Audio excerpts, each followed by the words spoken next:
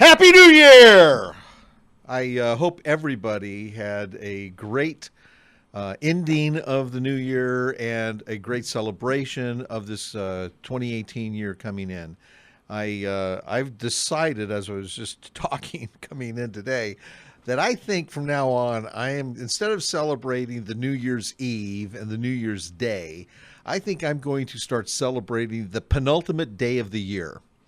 And so I will leave that to you and maybe, be hosting parties or what have you for the penultimate day of the year and try to put that thing on the calendar or the social map of the not just the area, but, the West Coast. Who knows? It may take off as an opportunity to celebrate something that means something kind of unique if you don't know what penultimate means.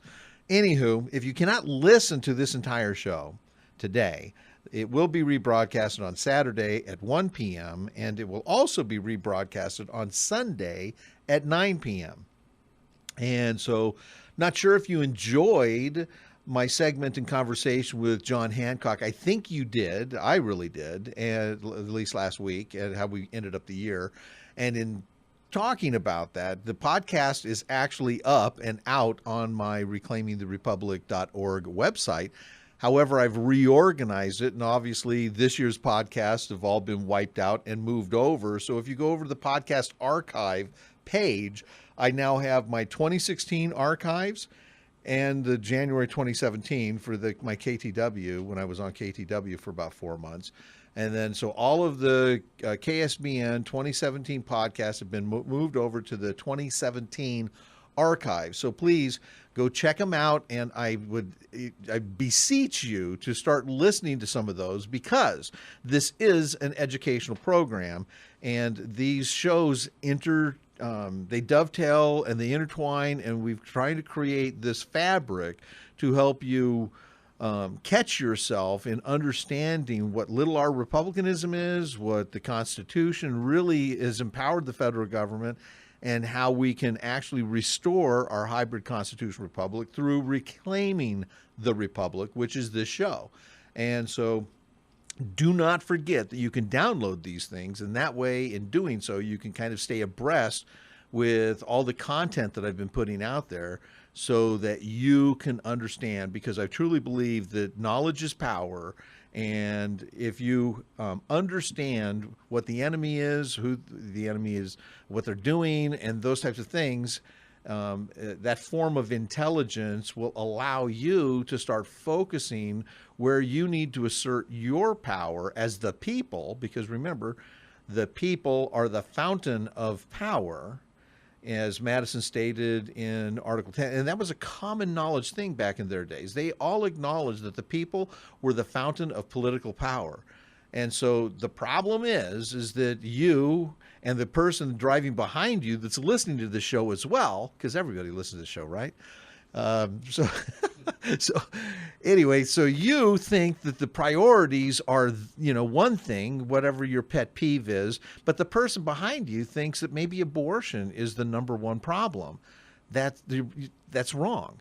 The problem is compliance to the Constitution, because if the federal government is complying to the Constitution, they never would have had the power to legalize abortion. They never would have had the power to doing all of these things that they're doing. These are state issues, and they need to remain as state issues. And by doing so, it allows states to start moving in the directions that they choose to do, and other states can adapt and adjust as accordingly to the needs of their people. But going back to this concept of the people are the fountain of power, if you start understanding how to use that power and focusing and channeling with laser type precision of what you want your representatives to focus on, if it is what I think it should be, is the Constitution, and getting your representatives to comply and demand and protecting you from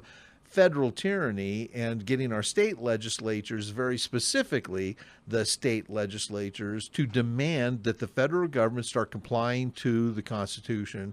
And the only way they're going to be able to do that is through using Republic Review. So I am publishing my executive summary so that you can, because it's no longer out there for free. I had it, it's floated out to thousands of people. And so if you want a copy of it, I've actually condensed it actually, I've not just condensed it, I've added a lot to it. And it has all the citations. And so that document itself is available. If you email me and you can plead your case, I can give you a free copy. But if not, you can just pay $2.99 and you get your e-file or ebook or PDF or what have you. And there you go. You'll actually be able to read and understand what Republic Review is. And then my next executive summary, as I have been working on it, the strategy of how to convene this convention or this audit. If you want a copy of that, that will be published as well, probably in the next couple of months. So stay tuned on the announcement for those publications. But anyway, this is all the very beginning diatribe that I always go through, that you need to really listen to the content that I put into these shows. So the only way to do that is downloading my podcast. So by all means, go to reclaimingtherepublic.org and go to my podcast archive for last year. And on my podcast for this year, you can actually get copies of this podcast and all the remaining podcasts for this year until I move them to 2018 archive. You know, it makes sense, right? Managing data and keeping it organized, and you got to do that.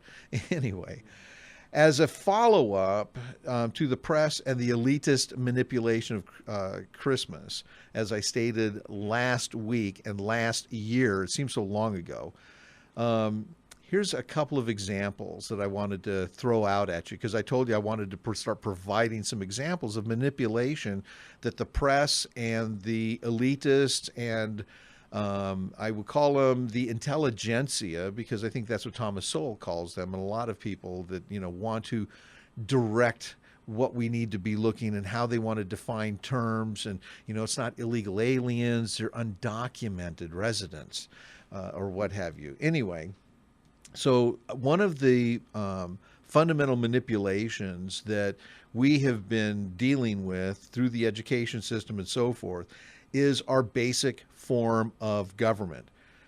We are supposed to be a Republican form of government that recognizes the American model of Republicanism. And if you understand this, I've gone through this before.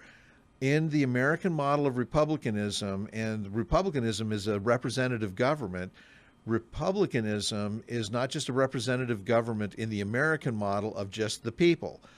The people are represented by the House. The states are the other sovereigns. So in the American model of Republicanism, it represents two sovereigns, the states being one as well as the people being the other. And in the states, they were supposed to have that same model where the counties would be one sovereign that would be acknowledged with representation, and the people of those counties as well. Anyway, so our basic form of government has been manipulated into getting you to believe that we are a democracy when we're actually a Republican form of government. I know that I probably don't have time to go into this next one, but we're going to have John Hancock back on.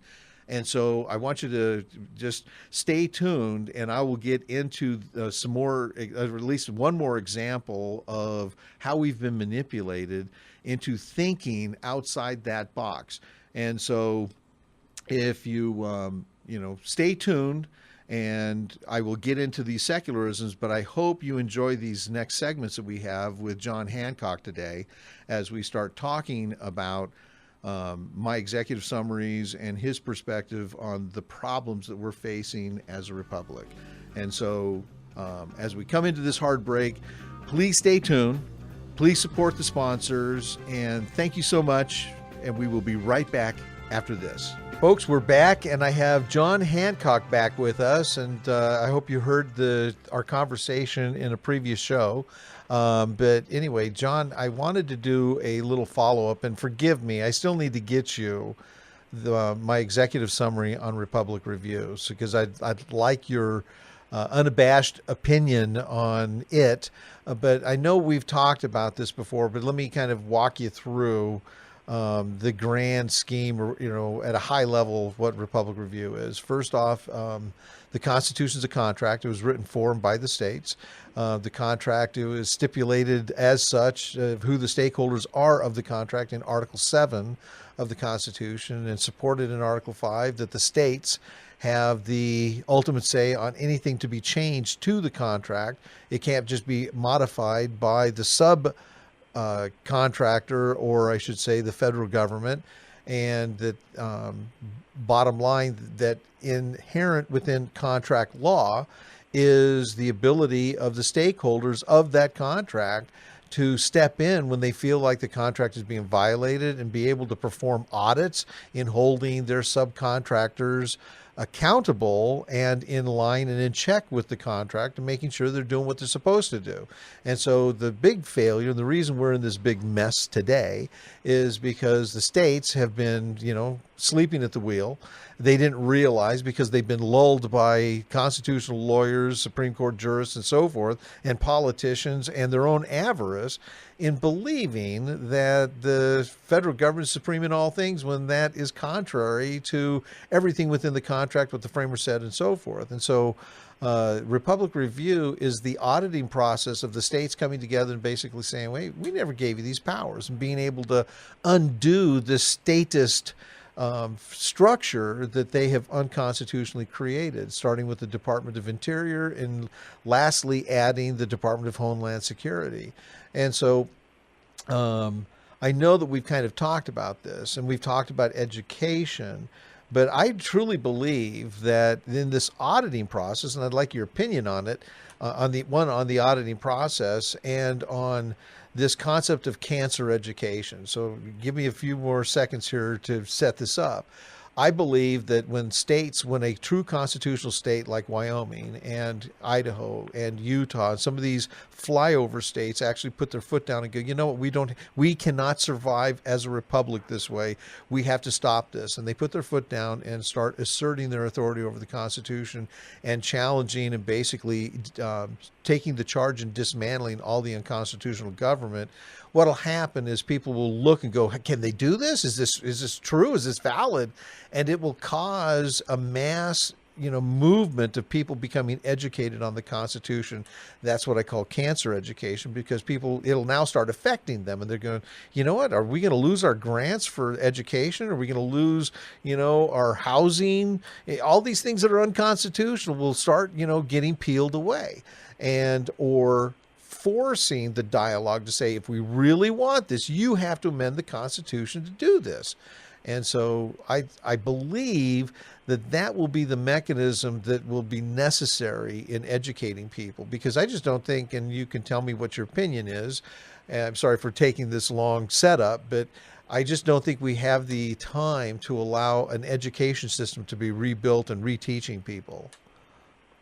No, I agree with you there. The education has to come from other areas. It's not going to happen. You can't reform the schools. Yeah. At least not now. And the universities. Right. We have to dismantle them first. Yeah. Right. But it's going to be something like this. And I agree with your analogy on cancer education, because, one of the reasons I wrote Liberty Inherited is because I saw a thirst. People were questioning the history they were being taught in school. Even people our age, in our 50s and stuff, we were kind of looking back saying, wait a minute, this doesn't seem right. And people who had zero interest in history were now looking into it, and they wanted to have, other viewpoints. So I've seen that work in action. All of a sudden, something threatening happens, and people, not everybody, but a good sum of people, and sometimes enough people, look into it and start educating themselves. And one of the big quotes I love, a friend of mine is Evan Said, a comedian. He was a former liberal, New York Jewish liberal, and he said, the first time someone questions what they've been taught is their first step to becoming a conservative. So I do believe that your system will work, and we can't rate. Now, there's two things in our favor here. The one is that, especially with the younger generation stuff, they're not really listening to their professors anymore. I mean, they do the papers, what they say, and repeat, but they aren't buying into it. So they're getting their news now off the internet and off of other social media and stuff, YouTube and everything. So there's an opportunity here where we don't have to take over the education system. We just can bypass it. Right, for this initial surge, but Right. in the grand scheme of things, because I've actually had constitutional professor Dr. Weil on the show, and he's the a dean of honors, and he's also the dean of political science out of Middle Tennessee University. We've talked a few times about Republic Review, and there's not one point in time in any of the minutes, and several minutes, because he's been on 3 shows, and at one point in time out of those 3 shows did he ever say, you can't do this, this is unconstitutional, this is outside the scope of the Constitution, anything like that. He couldn't challenge the veracity of my argument. The only thing he has said is that he does not support Republic Review. And I think in my perspective, the real reason why, because we've talked about funding before, he gets millions of dollars. Their school gets millions of dollars from federal funding, grants and so forth. And he talks about the constraints of how they have to comply to very specific things so that they can keep this flow of money coming. And so there's just no doubt in my mind that they are enslaved to the state, because they don't believe that Middle Tennessee University and lots of colleges would probably survive on a free market system to where they, can actually get people to come into their school without this federal money on the back end. Well, and I'm not sure if that would be a bad thing. To tell you the truth, I mean, if you're teaching something that people see a value, they'll pay for it. Right, but so I think the I'm problem. not sure that's a big thing, but yeah, I understand what you're saying. It's self-interest there. I think the problem is that right now there's not a huge demand for the constitutional conservative, teachings. If you look at where, the money has been going, it's been going towards these liberal arts and so forth. I mean, how many kids have been growing up wanting to become YouTube directors and so forth? They're not seeking an education in engineering. There's very few that are doing that. There's not a lot of people seeking, true constitutional founded teachings. They're just looking for how can I make money or what seems like fun. And so we've got lots of people that are educated in all the wrong things and not enough people educated in the things that our society really needs. So in 1 minute or less, your opinion regarding the shutting down of the education system. Obviously, we can't dismantle it, but I think you've already stated that this would be a good mechanism of starting that. And so, go ahead. Right. Well, I think the majority of schools and stuff is a sham. And I'm seeing as I deal more and more with young people that are coming out of school and have degrees that are completely worthless, and they're tens of thousands of dollars in debt, all because they've been told that from elementary school all the way through high school and into college that this is the key to success, and you're going to come out and have this stuff. It's a big scam, and I question anybody, or I urge people to question sending your kids to school if they're going to do something like a law degree, engineering, like you mentioned, that really needs a degree that's going to lead to a job. But if they're just taking psychology or sociology or political science or something like that, you really should be questioning what you're doing. You shouldn't just be following the herd. One of the things I wanted to hold you over for, at least talk to you a little bit more about, is I know that you were instrumental in standing up and creating the United Inland Empire, and so I wanted to get into that because that's something similar that I'm doing here. So what was the impetus, and how did you guys get this moving? Well, when I first, I was involved in politics going back to Reagan's re-election, but it was always working at the local party, making phone calls and things. I was never an activist or anything like that until I wrote my book and started getting out there. And what struck me was how disorganized and decentralized everything was. And it was, and then I went to Glenn Beck's event in Salt Lake City. I think this is in 2012, right after the election. Man in the Moon, yes. Yes, and when I was there, everybody, it's just right after the election, everybody was so, depressed and everything. And one of the biggest frustrations of the people on the street there was that the conservative groups were too busy fighting each other. The Women Republican Federated was upset they were more worried about the Tea Party down the street than they were about the progressives down the road, down the hall. Right. And people were frustrated. So when I came back, I got together with Don Dix, and neither one of us had really political backgrounds, but we had marketing backgrounds and business backgrounds. So we sat at a Starbucks and started talking and saying, how can we do this? What we got to do, if we're going to change something, we got to take these groups that were basically small pockets of resistance and turn them into a united front. Right. And we did that by bringing the leadership. I kind of based this on, I belonged to a business lunch group, and it was, we'd bring business leaders together, and they would talk and share what they do and who they are. And that's kind of how this started. We started bringing the leadership, not the general people from these groups, but the leaders of these groups. And we had monthly meetings with the leaders. And, I tell you what, the first time we met, it was like one side of the room was this group, the other side was this group. No one would talk to each other. Everybody was just in their own little clique. Uh-huh. And then, after probably a few months of them meeting and stuff, they realized that neither side were extremist or anything, and they ended up working together. And one of the biggest successes was, I don't know if you remember, in Marietta, they were busing in the illegal alien, quote unquote, children. Oh yes. And all of a sudden, all these people turned out. Well, the main reason that was Unite IE, because now instead of one group just coming out with 10 people, they were able, through the network that we created with the leadership of other groups, to get now 100, 200, 300 people out there. Right. So and that was a big victory for Unite IE. So this leadership that you're talking about, and the reason this is important is because I've done something kind of the same but different in a united front here.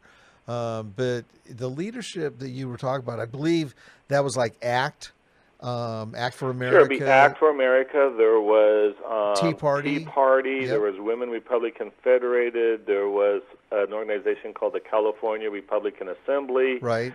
John Birch. Oath Keepers. John Birch was part of it. They didn't stay. Issues right. It was, they wanted to dominate. So right. It was like, yeah. Okay. So that didn't work too well. But, they were always welcome. They just need to understand and respect the other people there. Right. And the, who else is there? There's different type of constitutional groups. Doug's Constitutional Association, Doug Gibbs, his is in there. Yep. So yeah, it was just a mix. Anybody that was welcome that shared some basic principles of liberty and freedom, Americanism.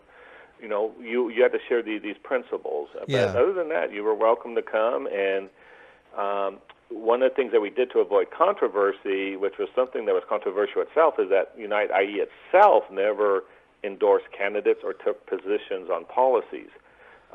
And that was because we looked at the groups that tried to do this, and that's what made them fall apart. So we always left that up to the individual groups to do on their own. Okay, interesting. So let me tell you what something different that I'm doing here is I actually targeted the political leadership. I know that there's Tea Party, there's grassroots activists and so forth. I included them, but I actually targeted the chairs of the Republican Party, the Libertarian Party, and the Constitution Party. And so the chairs were, because they actually have the apparatus of, the grassroots of the party itself. And so when you have a legislature leave the House, or whether it be the federal representative or what have you, it always comes back to the PCOs of that particular party that will elect the replacement, and that's kind of the mechanism. And so that's an integral part in the political system. And so I've included the chairs involved in this, as well as some of the other grassroots. Oath Keepers, I haven't gotten them to the table yet, but I'm working with the militia and these other folks and trying to create this roundtable of leadership and getting them to focus on the Constitution and vetting candidates based on the Constitution.